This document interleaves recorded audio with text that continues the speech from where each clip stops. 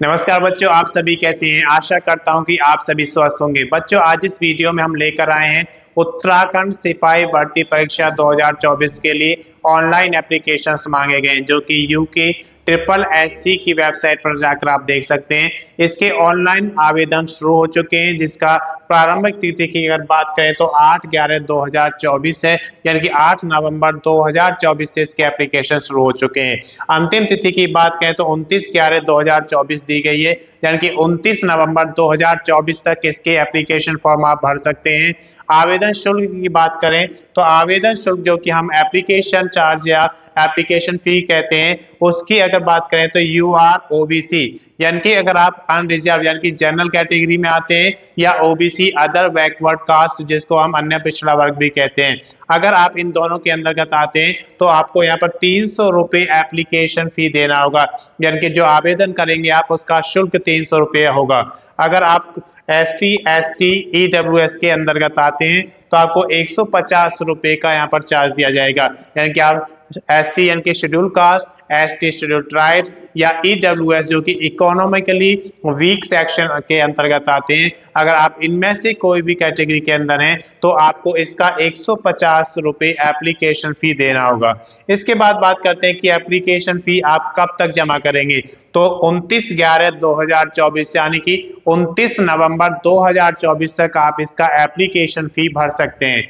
आयु की अगर बात करते हैं तो 18 से 22 वर्ष तक आपकी आयु होनी चाहिए, यानी कि आपकी आयु 18 वर्ष से कम नहीं होनी चाहिए और 22 वर्ष से ज्यादा नहीं होनी चाहिए। और ये कब चेक की जाएगी? 1/7/2024, यानी कि 1 जुलाई 2024 को आपकी आयु 18 वर्ष से कम नहीं होनी चाहिए और 22 वर्ष से ज्यादा नहीं होनी चाहिए।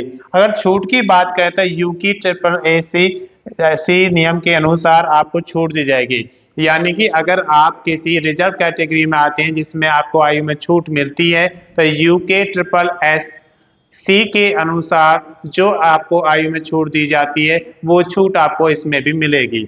इसके बाद योग्यता की बात करते हैं तो अगर आप किसी भी रिकॉग्नाइज यूनिवर्सिटी या रिकॉग्नाइज बोर्ड से 10th+2 पास किए हैं, 12th पास हैं, तो आप इसका फॉर्म भरने के लिए एलिजिबल हैं।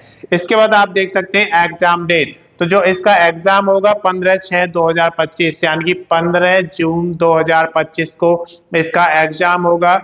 और उससे पहले आपको सारी तैयारी इसकी करनी होगी। अगर आपका एप्लीकेशन कंप्लीट हो जाता है, आप उसका प्रिंट आउट निकाल लेते हैं, तो आप उस दिन इसका एग्जाम देने के लिए जाएंगे, तो जो एडमिट कार्ड है वो आपका उससे पहले मिल जाएगा। बात करते हैं कुल पदों की, तो कुल पदों की संख्या यहाँ पर 2000 दी गई है, यानी कि जो सिपाही भर्ती आपकी हो रही है 2000 पदों पर की जा रही है, जिसमें से सिविल के लिए 1600 पद हैं। जो सिविल है उसमें सामान्य जो सिपाही होते हैं वो 1600 पद हैं, और बाकी जो IRB और PAC के लिए 400 पदों पर यहाँ पर वैकेंसी निकाली गई है। उसके बाद बात करते हैं कि अलग अलग कैटेगरी में कितनी कितनी वैकेंसीज हैं। अगर EWS की यानी कि इकोनॉमिकली वीक सेक्शन की बात करें तो 160 वैकेंसी सिविल के लिए है और 40 वैकेंसी यहाँ पर IRB और PAC के लिए रखा गया है। अगर आप OBC की बात करते हैं, अदर बैकवर्ड कास्ट की, तो इसमें आपके 224 पद सिविल के लिए हैं और 56 पद यहाँ पर जो रखे गए हैं वो IRB और PAC के लिए रखे गए हैं। इसके बाद SC की बात करते हैं तो 304 पद यहाँ पर सिविल के लिए दिए गए हैं, सामान्य सिपाही के लिए, और 76 पद यहाँ पर दिए गए हैं IRB और PAC के लिए। ST की बात करें तो 64 यहाँ पर सिविल के लिए हैं जो सामान्य सिपाही होते हैं, और 16 पदों की जो संख्या है वो IRB और PAC के लिए दी गई है। UR का मतलब अनरिजर्व या फिर जनरल या सामान्य की बात करें तो यहाँ पर 848 पद हैं जो कि सिविल या सामान्य सिपाही के लिए हैं, और 212 पदों की जो संख्या है वो यहाँ पर IRB और PAC के लिए दिए गए हैं।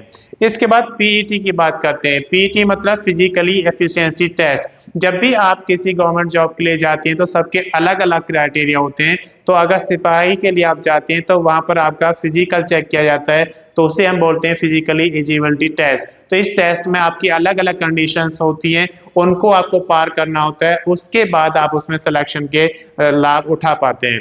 तो ऊंचाई की अगर बात करें तो अगर आप अनरिजर्व, OBC या SC यानी कि आप सामान्य जाति से हैं या अन्य पिछड़ा वर्ग से हैं, या फिर आप SC शेड्यूल कास्ट में आते हैं तो आपकी हाइट 165 सेंटीमीटर होनी चाहिए। अगर इससे कम आपकी हाइट है तो आप इसका फॉर्म फिल तो कर सकते हैं, लेकिन आप उसमें पीईटी में पास नहीं हो पाएंगे।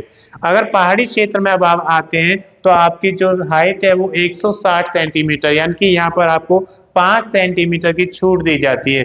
और अगर आप ST में आते हैं, जो शेड्यूल्ड ट्राइब्स होते हैं, जनजातियां होती हैं, उसके अंतर्गत आते हैं तो 157.5 सेंटीमीटर यहाँ पर हाइट होनी चाहिए आपकी। तो यहाँ पर आपकी पहाड़ी क्षेत्र से भी कम हाइट ली जाती है, क्योंकि इन लोगों को ज्यादा से ज्यादा मौका दिया जाए इसलिए किया जाता है। अगर सीना की बात करते हैं, चेस्ट जो होता है, क्योंकि मेल के लिए भर्ती निकाली गई है तो इसमें आपका चेस्ट चेक किया जाएगा। तो चेस्ट अगर आपका 78.8 से 83.8 सेंटीमीटर होना चाहिए अगर आप अनरिजर्व यानी कि सामान्य, OBC या SC के अंतर्गत आते हैं। और अगर आप पहाड़ी क्षेत्र में आते हैं तो आपका 76.3 से 81.3 सेंटीमीटर का सीना होना चाहिए। और अगर ST के हैं आप तो भी आपको 76.3 से 81.3 सेंटीमीटर होना चाहिए। अब बात करते हैं रेंज क्या होता है, कि आपको इसमें 78.8 से 83.8 क्यों बोला जाता है। तो 78.8 जो है वो आपका सीना होना चाहिए बिना फुलाए, और आपका सीना फूलने के बाद कम से कम 83.8 सेंटीमीटर होना चाहिए, यानी कि सीने का जो फुलाव है वो कम से कम 5 सेंटीमीटर का होना चाहिए, तभी आप इसके लिए एलिजिबल है। आपका चेस्ट कितना भी है, सीना कितना भी चौड़ा है, लेकिन अगर आप उसमें 5 सेंटीमीटर का फुलाव नहीं लेकर आ सकते तो आप उसमें एलिजिबल नहीं होते हैं। इसके बाद बात करते हैं दौड़ की। तो इसमें सिपाही भर्ती में आपका जब फिजिकल चेक किया जाता है तो उसमें दौड़ भी चेक की जाएगी। तो यहाँ पर जो दौड़ रखी गई है 3 किलोमीटर की दौड़ रखी गई है, और 10 से 20 मिनट का समय आपको दिया गया है, यानी कि आपको पूरे नंबर्स अगर चाहिए तो 10 मिनट में पूरा करना होगा, और जैसे जैसे आप टाइम ज्यादा लेंगे तो आपके जो नंबर्स हैं वो कम होते चले जाएंगे। लेकिन अगर आप 20 मिनट तक उसे कर लेते हैं तो आप उसमें दौड़ में पास हो जाते हैं, यानी कि पीईटी में आपका जो है परफॉर्मेंस वो आपका आगे बढ़ जाएगा और आप आगे की प्रक्रियाओं में भाग ले सकते हैं। उसके बाद डॉक्यूमेंट्स की बात करते हैं। तो जब भी कोई एप्लीकेशन फॉर्म आप फिल करते हैं तो उसके लिए आपके पास आपके सारे डॉक्यूमेंट्स होने चाहिए, जैसे कि आपकी क्वालिफिकेशन 12th पास की मार्कशीट होनी आपके चाहिए, और उसकी सनद होनी चाहिए, और उनके स्कैन कॉपी आपके पास होनी चाहिए। इसी तरीके से एड्रेस प्रूफ आपके पास होना चाहिए, उसकी स्कैन कॉपी होनी चाहिए, और आपके पास इसी तरीके से कोई भी ID प्रूफ होना चाहिए जो उसमें मांगा जाता है। आपके पास ऑप्शन दिए जाते हैं कि ये ID प्रूफ आपके हो सकते हैं, तो उनकी स्कैन कॉपी आपके पास होनी चाहिए। ये सारे डॉक्यूमेंट्स होने के साथ साथ आपके पास सिग्नेचर्स भी मांगे जाते हैं। तो जो सिग्नेचर है वो आप एक पेज पर लिख लीजिए और उसको स्कैन कर अपने पास रखिए, ताकि जब आप फॉर्म फिल करें तो उस समय ये सारे डॉक्यूमेंट्स आपके पास होने चाहिए, और इसकी वजह से आप उसको सबमिट कर सकते हैं। जब आप सबमिट करते हैं तो उससे पहले आपको चेक करना जरूरी है कि आपने कोई त्रुटि तो नहीं की। अगर कोई त्रुटि आपने की हुई है तो उसे सुधार लीजिए, क्योंकि एप्लीकेशन जब जमा हो जाता है तो उसके बाद उसमें त्रुटि को सही करने का कुछ एप्लीकेशंस में आपको टाइम दिया जाता है, लेकिन कुछ में नहीं दिया जाता, जैसा कि यहाँ पर दिया गया है। तो डॉक्यूमेंट्स में आपको ये सारी चीजें पहले से ही स्कैन कॉपी आपके पास होनी चाहिए। इसके बाद भी और अगर अधिक जानकारी आपको लेना है तो इसके लिए आप UK SSSC के एडवर्टाइज नंबर 65/2024 पर जाकर इसकी सारी डिटेल्स देख सकते हैं। मैं समझता हूं कि जो आपको डिटेल्स दी गई है आपके लिए पर्याप्त है। अगर आपको वीडियो पसंद आई है तो इसको ज़्यादा से ज़्यादा शेयर करें, ताकि लोगों को ज़्यादा से ज़्यादा इसका बेनिफिट मिले। चैनल को सब्सक्राइब करें, वीडियो को लाइक करें और शेयर करें। धन्यवाद।